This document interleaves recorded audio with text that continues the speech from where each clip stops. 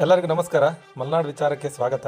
ನಿಮಗೆಲ್ಲ ಗೊತ್ತಿರೋ ಹಾಗೆ ದೇಶದಲ್ಲಿ ಗಣಪತಿ ಅಂದ್ರೆ ಮಹಾರಾಷ್ಟ್ರ ಅಂತಾರೆ, ಕರ್ನಾಟಕದಲ್ಲಿ ಗಣಪತಿ ಅಂದ್ರೆ ಶಿವಮೊಗ್ಗ ಹಿಂದೂ ಮಹಾಸಭಾ ಅಂತಾರೆ. ಹಾಗೆ ಶಿವಮೊಗ್ಗದಲ್ಲಿ ಹಿಂದೂ ಮಹಾಸಭಾ ಗಣಪತಿ ಆದ್ಮೇಲೆ ಕೆಲವು ಪ್ರಮುಖ ಗಣಪತಿಗಳಿದೆ.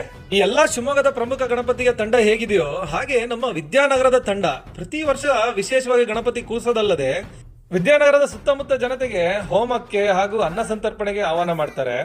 ದುರ್ಗಾಂಬ ದರ್ಬಾರ್ ಗಣಪತಿ ಅನ್ನ ಸಂತರ್ಪಣೆಯಲ್ಲಿ ಹೇಗೆ ಸಾವಿರಾರು ಜನ ಭಾಗವಹಿಸ್ತಾರೋ ಅದಕ್ಕಿಂತ ಹೆಚ್ಚಾಗಿ ಗಣಪತಿ ವಿಸರ್ಜನೆಯಲ್ಲಿ ಭಾಗವಹಿಸ್ತಾರೆ.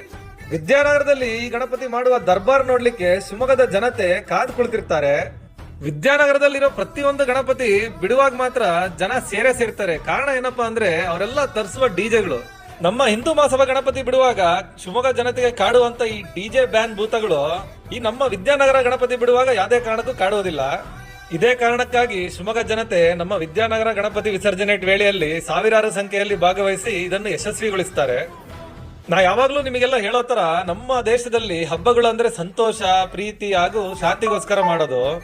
ಆದ್ರೆ ನಮ್ಮಲ್ಲಿರೋ ಸರ್ಕಾರಗಳು ಒಂದು ಕಣ್ಣಿಗೆ ಬೆಣ್ಣೆ ಇನ್ನೊಂದು ಕಣ್ಣಿಗೆ ಸುಣ್ಣ ಹಚ್ಚುವಂತ ಪರಿಸ್ಥಿತಿಗಳು ತಂದಿಡಬಾರ್ದು. ಪ್ರತಿಯೊಬ್ಬ ಧರ್ಮದವರಿಗೂ ಪ್ರತಿಯೊಬ್ಬರು ಜನತೆಗೂ ಒಗ್ಗೂಡಿಸಿ ಕೈ ಜೋಡಿಸಿ ಕರ್ಕೊಂಡು ಹೋಗುವಂತ ಕೆಲಸ ನಮ್ಮ ಸರ್ಕಾರದವ್ರು ಮಾಡಬೇಕು. ಜನರನ್ನ ಜಾತಿ ಧರ್ಮ ಅಂತ ಒಡೆದಾಳೋ ಬ್ರಿಟಿಷ್ ನೀತಿಯನ್ನ ನಮ್ಮ ರಾಜಕೀಯ ಪಕ್ಷಗಳು ಬಿಡ್ಬೇಕು ಫಸ್ಟ್. Thank you. ಇರೋದೊಂದ್ ಜೀವನ, ಹಿಂದೇನಾಯ್ತು ನೆನಪಿಲ್ಲ, ಮುಂದೇನಾಗುತ್ತೋ ಗೊತ್ತಿಲ್ಲ.